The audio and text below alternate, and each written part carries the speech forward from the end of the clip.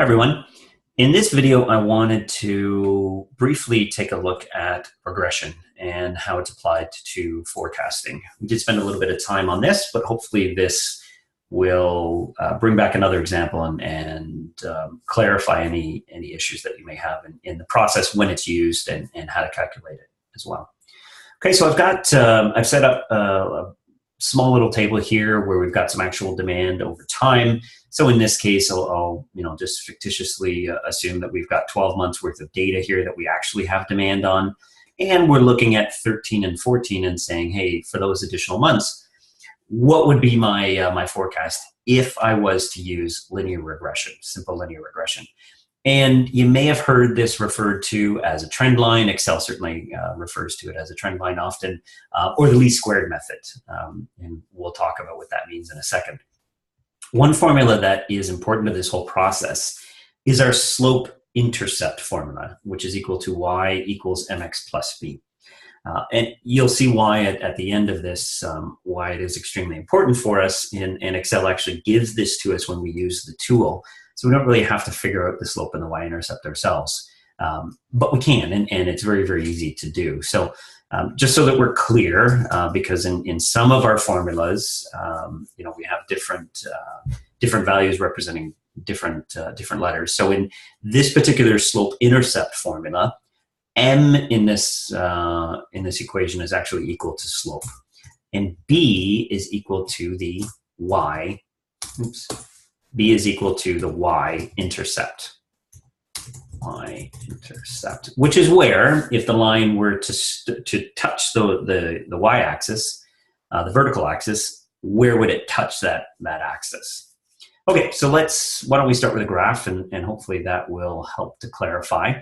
I'm going to cheat and do this in Excel. Obviously, if you were doing this by hand, it would take a little bit more time. Okay, so I'm going to pick a chart here. I could use a scatter plot, such as this, and I'll make it a little bit bigger to make it easier to work with. Okay, so we've got all of our data points here. Let's add data labels so that we can see them. Okay, so actually I'm going to change this I'll change it to a line. Might make it a little bit easier to see. Okay. All right, so we've got all of our data points here, and we see that, okay, in month one, we had 350 units. There's our 350, and then we did 400, 450. So we see all of them plotted along. So we've got a nice visual to what's happened with our demand. We can see it's kind of in an upward trend, but if we wanted to understand what to do in months 13 and 14, all right, well, let's figure that out, and let's see if linear regression can help us. I'm just going to expand our axis. Let me just see if I can, oops. Because we're really trying to figure out months 13 and 14. So here we go. Okay, let me make this a bit bigger. All right, so we're really trying to figure out, all right, in this general equation, if we were to predict months 13 and 14, what would they be? Okay, so in Excel, one of the great features is that it will automatically calculate for you your trend line or your simple linear regression. So let's go to add a chart element. Now yours may be a little different because I'm using the Mac version of Excel, but I'm sure it's very close to it. Okay, you see exponential, which we've done some smoothing on before. We see linear forecast. We're not going to hit that. That's cheating. So we're simply going to do a linear regression line. And so what this is it says, hey, I'm going to take, we know it as a trend line, but really what it means is it is the actual mathematical point at which the distance is that it's the squared distance of our plots from this line is at its least possible method. Okay, so all of these distances, when we draw the line where it's been drawn here, are at their least possible amount, so the least squared. That's why we refer to it as the least squared method. Let me just change this line here to make it a little bit easier so that we can see it. Maybe I'll make it red and a solid line. rather than a dotted line. Just make it a little bit easier to see. Okay, let's get rid of that. Okay, so now we have a line of linear regression. And we see that if we follow this all the way through here, that we see, all right, in months 13 and 14, we could generally see, now in month 13, it's kind of in the middle here. So that location there, if I was to kind of follow it over to the y-axis, I'm going to be about 1130 or 1140, somewhere in that range in terms of number of units. I'm just trying to do this, visually. And then in month 14, we're going to be above 1200, just above 1200 in terms of number of units, if we use this line as a forecast line. Okay. One of the great things that Excel allows us to do is insert our formula. So let me just grab our trend line. Okay, so in our trend line in Excel, we have this great little option to insert our equation. And what it's going to give you on the chart is your actual equation in slope-intercept formula. So y equals mx plus b. Okay, let me move this so that we can see it somewhere where it's a little bit more useful. There we go. I think I got it. I got it. Okay. And let's make it a little bit bigger so that we can read it. All right. And we'll bold it. Okay, so what does this mean? So this means that if we look at the formula in slope-intercept formula, that means that our slope,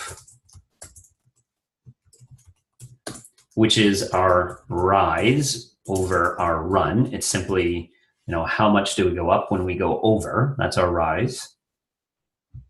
So our slope is 68. And we see that right here. Y equals mx plus b. It's in slope-intercept formula. So the slope is 68. Okay, so slope equals 68. And then our y-intercept is 270. Okay, so that's the latter part of the formula, y equals mx plus b. B means the y-intercept. So what that means is this red line, our line of simple regression, it's going to meet the y-axis at 270. Okay. Now, Excel gives you very easy formulas for you to figure this out yourself. The slope formula in Excel is simply slope, and then it's going to ask you for all of your known y values, and then it's going to ask you for all of your known x values, and it will calculate it. So there we go, 68 and 68. So 68 slope there, and if we did it just using Excel's native function, it's 68 as well. And then we'll do our y-intercept, and it is simply intercept. It's going to ask you for the same data point. So it's going to ask you for all your y values, and then it's going to ask you for all of your x values. Okay, and we see that it's the same as our equation, right? So we have 270.45, but 270 is our y-intercept. So we could have either done the graph, indicated our trend line, and asked for the formula, or we could have just, without graphing it, we could have just used Excel to calculate our slope and our y-intercept. So what does this mean? Now that we have our slope and our y-intercept, we can actually predict for months 13 and 14 what the actual forecast would be using this simple linear regression line.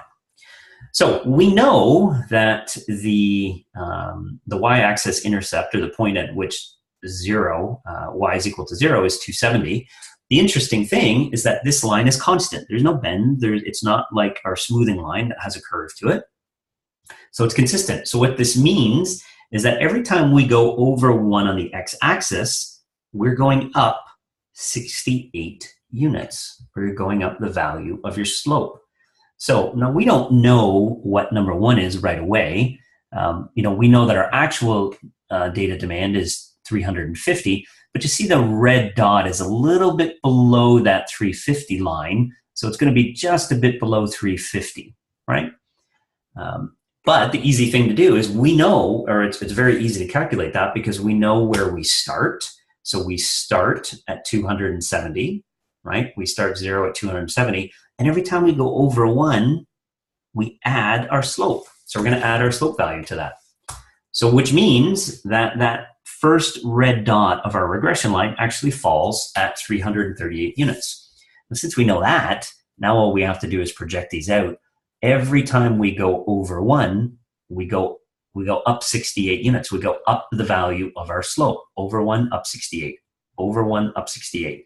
Right? So when we get here, we don't necessarily know this value right now of 12. We'll find it in a second. But we're going to go over 1 month, and we're going to go up 68. We're going to go over and up 68. We're going to go up the value of our slope. So we simply take our last known coordinate, and we're going to add our slope to it, and that becomes our forecast. And I'm going to turn this into a constant so that I can copy this formula down. Let's see how accurate my guesstimate was. Hey, that's pretty good. Pretty good. I think I said 1130 or 1140 for it. So 1155 is the point. So in 13, when we scroll all this up here, this point here is actually equal to 1,155. And then in the 14th month, it is 1,223. Okay, so guys, it is that simple to use linear regression. But remember, you didn't have to plot this on a graph to be able to do it. All that you need is your slope and your y-intercept, and Excel gives you very, very easy ways to be able to do that, right? And again, you know, every increment that you go over an x is going to go up the value of your slope, okay? So hopefully that helps. Remember though, one of the things you want to look at, and visually this really helps you, is whether or not linear regression is the right method to be using. And I think in this particular case, with this downturn and the most recent demand being 800, I think you would have there's a big gap between 800 and 1155. So, I mean, you'd be forecasting, I mean, even if it were to do an uptick, it's not going to get anywhere near up to the 1155 that you're forecasting simply by using linear regression. So this is an example where it will be tough to make a case to say, hey, I'm going to use linear regression for months 13 and 14. You can use it on a longer term scale because you know that eventually it's going to bounce back up again. But the uptick is going to take a while for it to get up to this line. Okay. Hopefully that helps. And if you have any more questions, let me know. Thanks.